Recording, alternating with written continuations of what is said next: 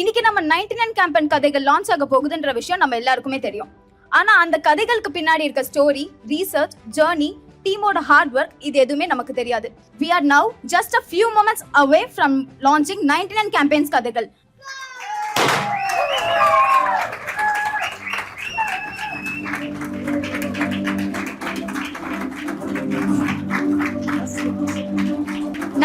campaign கதைகள் is officially launched. Congratulations Mr. Vikis and Kannan on this remarkable milestone.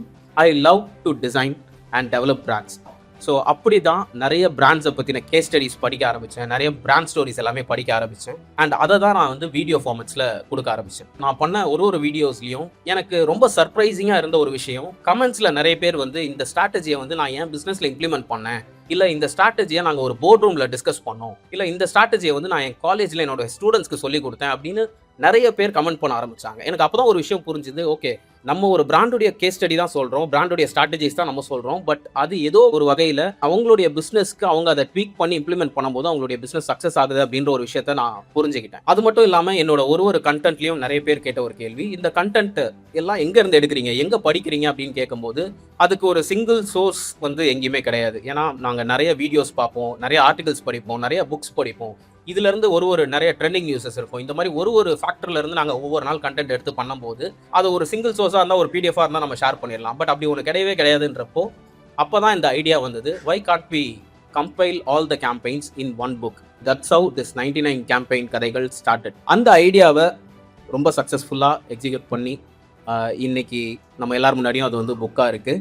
டெஃபினட்டாக இந்த புக்கில் இருக்கிற 99 கேம்பெயின் ஸ்டோரிஸ்ன்றது எல்லாமே ஸ்டோரிஸ் கிடையாது, it is a lesson.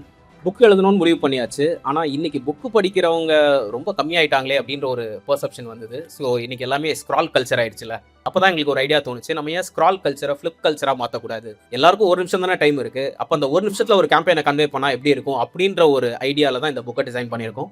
So it is not just a story, it is a perfect structure.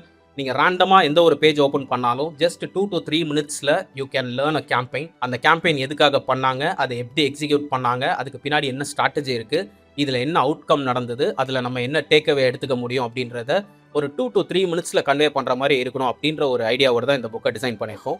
So டெஃபினட்டாக இந்த book நிறைய பேர் ஹெல்ப்ஃபுல்லாக இருக்கும் அப்படின்றத நான் நம்புகிறேன்.